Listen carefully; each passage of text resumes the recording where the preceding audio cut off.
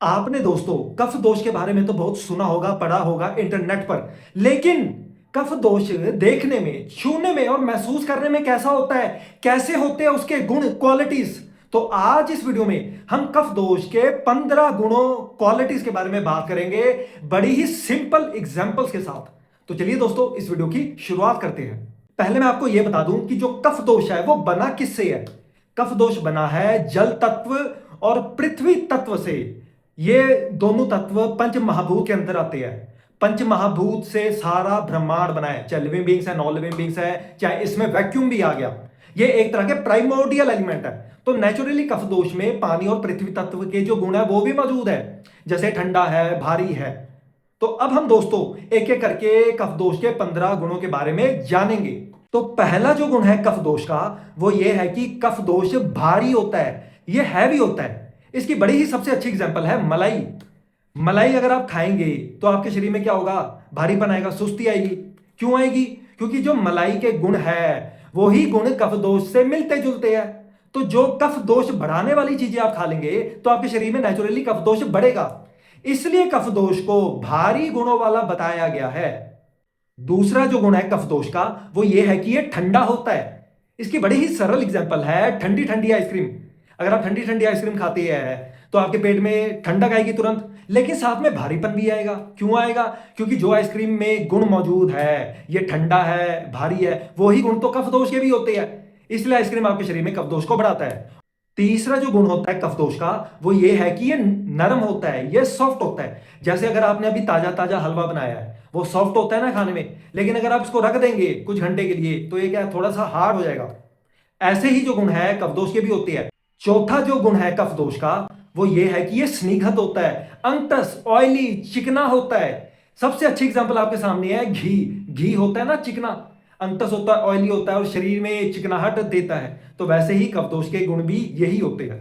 पांचवा जो गुण है वो ये है कि कफ दोष मीठा होता है, मधुर है। ये बड़ी ही सरल एग्जांपल आपके सामने। अगर आप मीठी चीजें खाएंगे, चाहे प्योर शुगर है, चाहे आप मीठी मिठाइयां खाएंगे, तो क्या होगा, शरीर में भारीपन आता है, कफ दोष बढ़ता है। क्योंकि जो मीठे के गुण होते हैं वही कफ दोष के गुण होते हैं। सिक्स्थ जो गुण है वो ये है कि ये स्टेबल, स्थिर होता है। कफ दोष आपके शरीर में स्टेबिलिटी देता है। जैसे अगर किसी का शरीर अच्छा है, मतलब ना पतला है ना मोटा है, उसका शरीर जो है स्टेबल है, क्योंकि उसके शरीर में जितना कफ दोष होना चाहिए वो है। लेकिन उसके मुकाबले अगर कोई पतला आदमी है तो आप देखेंगे कि उसको अपने शरीर में कोई स्टेबिलिटी महसूस नहीं होती। हमेशा उसको अपने शरीर में हल्कापन ही महसूस होता है, क्योंकि उसके शरीर में जितना कफ दोष होना चाहिए उसके शरीर को स्टेबिलिटी देने के लिए वो उतना नहीं है। सेवंथ जो गुण है कफ दोष का, वो ये है कि ये स्टिकी होता है, ये थोड़ा चिपचिपा होता है।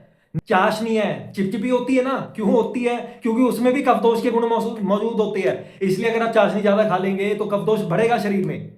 एट्थ जो गुण है कफ दोष का, वो ये है कि ये देखने में सफेद जैसा होता है। इसका जो कलर है वो सफेद जैसा होता है। जैसे अगर आपको ताजा ताजा भी सर्दी जुकाम हुई है तो जो फ्रेश बलगम आता है वो कैसा आता है, वैसे ही रंग कफ दोष का होता है। आपके सामने मलाई भी है, मलाई जो है सफेद होती है। तो ये कुछ जो एग्जांपल है कफ दोष के कलर को दर्शाती है।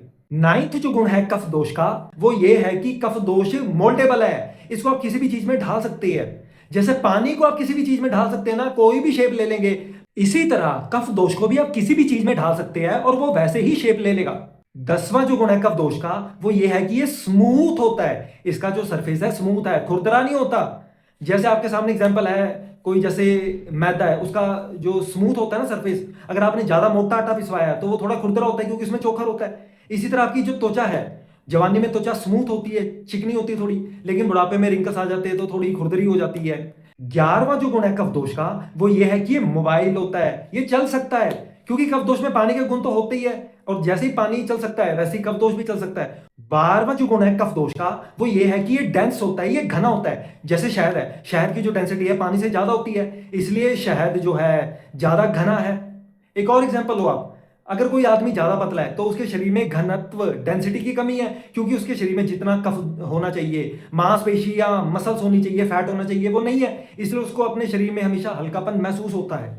13वां जो गुण है कफ दोष का, वो ये है कि ये स्लो होता है, ये मंद होता है, जिससे ये आपके शरीर को स्लो भी करता है और मन को भी। जैसे अगर आपने कोई दूध और दूध से बनी चीजें खाई है, दूध पिया है, आइसक्रीम खाई है, मीठी चीज खा ली है, तो होता है ना मन एकदम से डल हो जाता है, सुस्त हो जाता है, कोई काम करने का मन नहीं करता, भारीपन भी आता है। वो इसलिए हो रहा है क्योंकि ऐसा जो आपने खाना खाया है वो शरीर को स्लो करता है, मंद करता है। 14वां जो गुण है कफ दोष का वो ये है कि ये मन को शांत करता है। जैसे अगर आपको अभी भूख लग रही है, तेज भूख लग रही है, होता है ना कि मन थोड़ा सा भागने लगता है, इरिटेबिलिटी बढ़ जाती है। लेकिन जैसे ही आप अपना खाना खा लेते हैं मन शांत होता है। क्यों होता है? क्योंकि खाने से शरीर में थोड़ा कफ दोष बढ़ता है, जिस करके ऑटोमेटिकली बात हो शांत हो जाता है और आपका मन शांत होता है। 15वां और आखिरी जो गुण है कफ दोष का वो ये है कि ये गाढ़ा और साफ होता है, ये विस्कस और क्लियर है। जैसे शहद की एग्जांपल होगी, मलाई की एग्जांपल होगी, सबकी एग्जांपल जो क्या है, इनमें गाढ़ापन है और ये साफ होते हैं, इनमें कोई गंदगी, कोई इसमें कोई पार्टिकल्स, कोई खुरदरापन नहीं होता है। और यही गुण कफ दोष के भी ऐसे ही बताए गए हैं। तो ये था दोस्तों आज की इस वीडियो में मैंने आपको कफ दोष के 15 गुणों के बारे में बताया है। और अब आप समझ गए होंगे कि कफ दोष की जो क्वालिटीज है वो ऐसी ऐसी होती है। और आपको यह भी पता लग चुका है कि जो चीज शरीर में कफ दोष को बढ़ाएंगी उनमें कफ दोष जैसे ही गुण मौजूद होते हैं। तो ज्यादा से ज्यादा आप इस वीडियो को लाइक करें, शेयर करें, मेरे चैनल से जुड़े रहें। और नेक्स्ट वीडियो पार्ट 3 कफ दोष की सीरीज में हम जानेंगे कि आपके शरीर में कफ दोष की मुख्य जगह कहां कहां है। तो जरूर मेरे चैनल से जुड़े रहें।